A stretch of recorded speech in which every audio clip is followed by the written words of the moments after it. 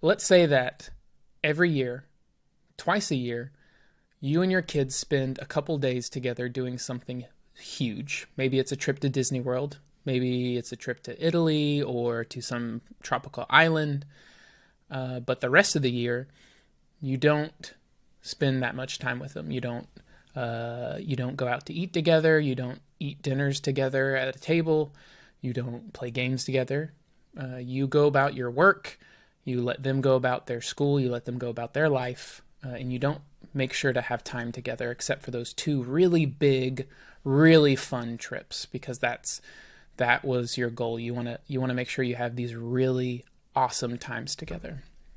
Let's say on the other hand, you don't go on any fun trips. You don't go on exotic adventures. You don't go on any of these giant vacations, but you eat dinner together every night. You play games together. You spend time together, even if the time is not spent doing something huge. Today, I want to talk about the difference between quantity time versus quality time, both in personal life and in work, and why I think quantity time is more important than quality time. This is episode 6 of Strong Opinions Weekly Held. My name is Will King. Let's do it!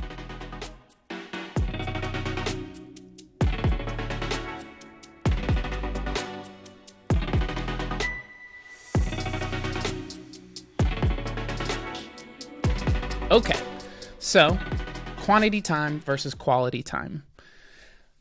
I hope the example that we opened up with kind of gives you an idea of it might have been set up to be a little biased, but I heard something similar to that where somebody said quantity time is more important than quality time. And as a parent, sometimes you would think, man, I really want to make sure that I do these awesome things with my kids, that they have a good time. But what this person tried to make an argument for, which I bought in on clearly, is that quantity time is more important. And I'm going to tell you why I bought in on it. If you only focus on your children or focus on doing things with anyone, with any relationship, if the only time that you're focused on that relationship is when something big and important or big and fun or big and incredible is happening, how strong is that relationship going to be?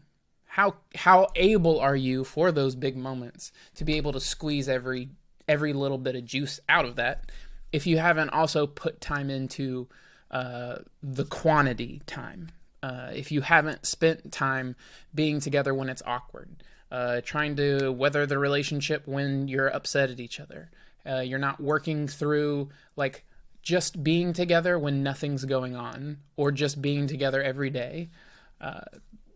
When you do have those moments to do something that is of a higher quality, you're not able to take advantage of them because you don't have like a relationship. You don't have like you don't have inside jokes. You don't have back and forth. There are no bits. You have no bits. You don't have any inside jokes. You don't have a relationship.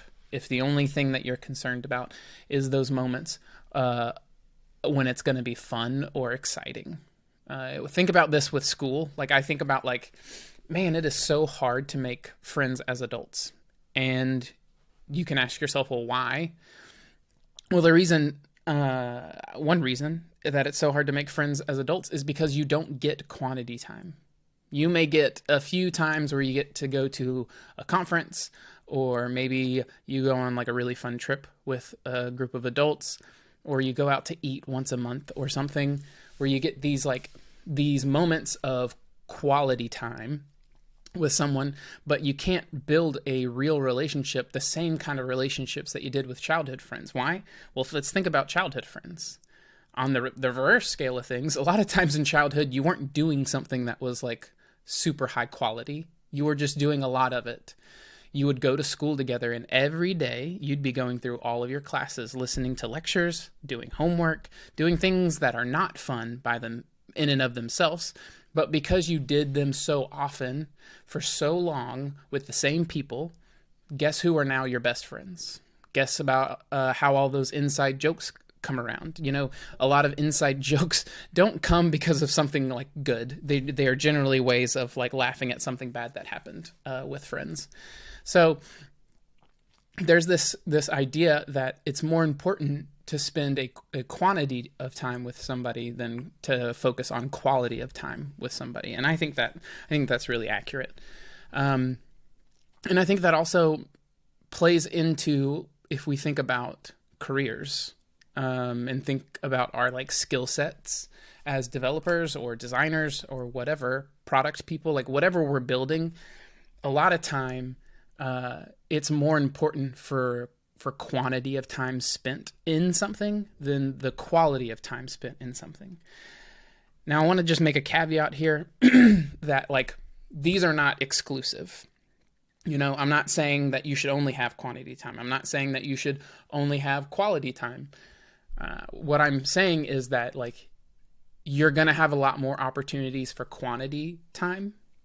So you should focus and invest in quantity of time and take advantage of the quality time when you can get it. So what does that mean for like career projects, etc.? I think to me, like what that represents is like there's this difference between like jumping to in today's age. What you see a lot of is people who go from project to project, who jump company to company, who are there for like a year or so, and then they move on to a new opportunity, work there for a year or so, and move on. And you look at their resume and you see all of these like important logos. You will look at all these important big projects, and you think, wow, they are really good. They've got a lot of high quality signals. But when like the rubber meets the road, a lot of times you can find gaps in that skill set. And the reason why is because they've not spent a quantity of time on the same problem. Now, that's not always the case. There's always these like weird, there are obviously like cases where like you may jump around a lot, but you're working on the same problem every single time. So you get some mastery there. But we're not talking about those weird in between cases. We're going to just talk generally, and with the knowledge that there's like gray area in between. So when you become really good at something is when you've spent so much time with it that it is just like ingrained into your system. You know, I heard a saying that what makes somebody a senior engineer is not the like number of ways that they can solve a problem, but knowing which solutions to immediately check off the list to reduce the decision tree.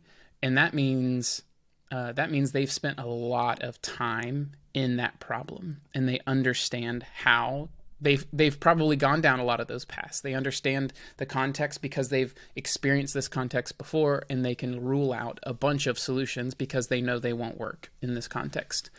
And that's because they've spent like a quantity of time doing something.